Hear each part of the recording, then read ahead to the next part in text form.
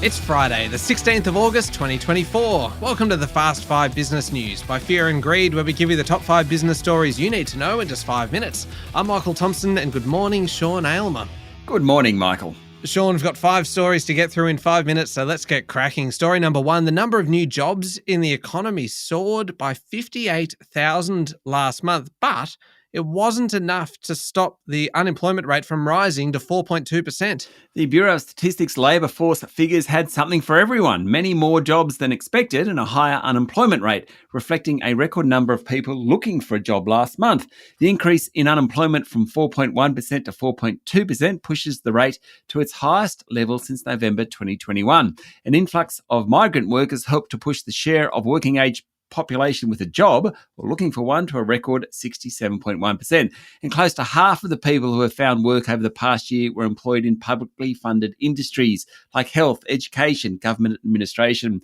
The figures were better than expected, and the overall data suits the narrative that the jobs market is cooling, but only slowly. Annual employment growth is running about 3.2% over the past year, which is pretty good. Sean, big question, I suppose. What's it all mean for interest rates? The number is a bit tricky to read because employment gains of at least 39,000 are needed each month to stop the unemployment rate from rising based on current levels of immigration. But then we get yesterday's figures, which blast through that 39,000 level, yet unemployment rises. AMP Deputy Chief Economist Diana Messina said the dynamic is that there's a big supply of workers coming into the labour force. They're finding work, or they're confident they will find work, so they're entering the jobs market. The labour market is still strong enough to absorb more workers looking for jobs. Therefore, there isn't really a red flag for the Reserve Bank to think, we need to cut interest rates.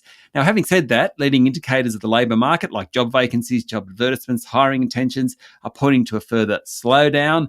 The consensus among economists is that there won't be any movement from the central bank until early next year.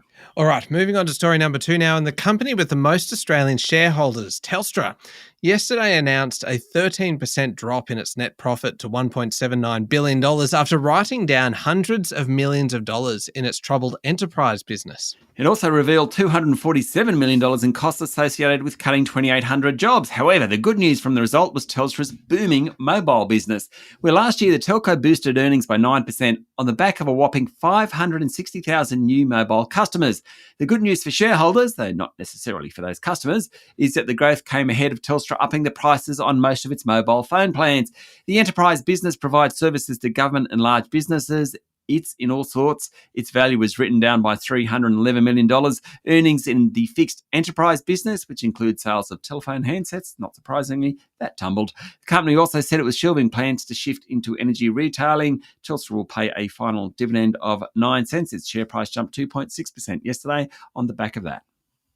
Story number 3, strong global demand, Sean, for warehouse space and data centres close to cities has helped industrial property giant Goodman deliver an operating profit of just over $2 billion for the last financial year. That's up 15%. The good news was a result, which was above expectations. The less good news was that guidance for future earnings disappointed somewhat and Goodman's share price closed down nearly 1%. Australia's leading property group is pushing hard into data centres, which now account for about 40% of its $13 billion global project pipeline.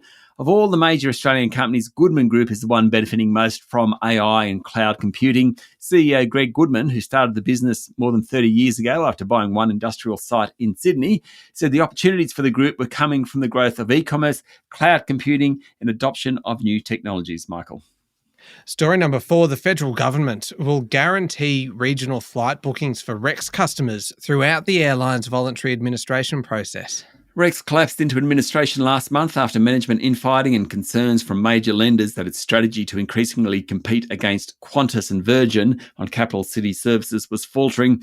Yesterday, Transport Minister Catherine King said customers could book on Rex and have certainty. However, the government won't take an equity position in Rex. It wants a market-based solution. Last one, story number 5, the English Premier League kicks off this weekend, Sean, after the off-season. It is considered, did you know, the most widely viewed sporting league in the world.